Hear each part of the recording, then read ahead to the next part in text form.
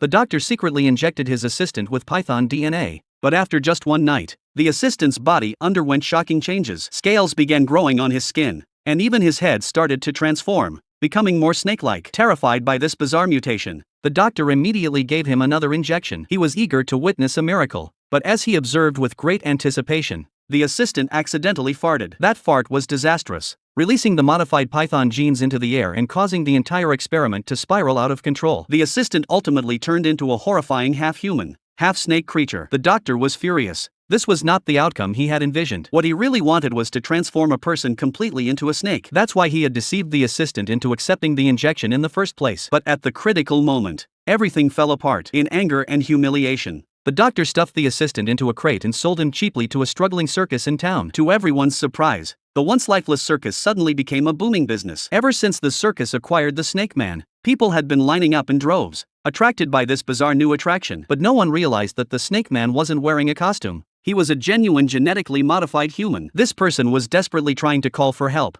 but no sound could escape his mouth. Meanwhile, the doctor hadn't given up on his twisted experiment. He began searching for the next test subject. This time, he went to a university and found his old friend, Professor John. He lied, saying that his previous assistant had suddenly run off, and asked for help finding a replacement. Out of years of friendship and trust, Professor John didn't refuse, so he recommended one of his students, Nick, with a new test subject. The doctor wasted no time and hurried back to his remote laboratory in the wilderness. Soon, the doctor took Nick on a tour of the equipment, introduced various snakes, and explained the difference between venomous and non-venomous species. The doctor was enthusiastic and friendly, so Nick decided to stay without any suspicion. But what he didn't know was that this choice would lead him directly into a nightmare. Seeing that Nick had taken the bait easily, the doctor told him that for safety reasons, he needed to be injected with an anti-venom. The naive Nick believed him without a doubt. But what he didn't know was that the doctor wasn't injecting an antidote at all, but rather the DNA of a cobra. The genetic effects quickly took hold, and that night, Nick felt feverish and uncomfortable. When he finally woke up,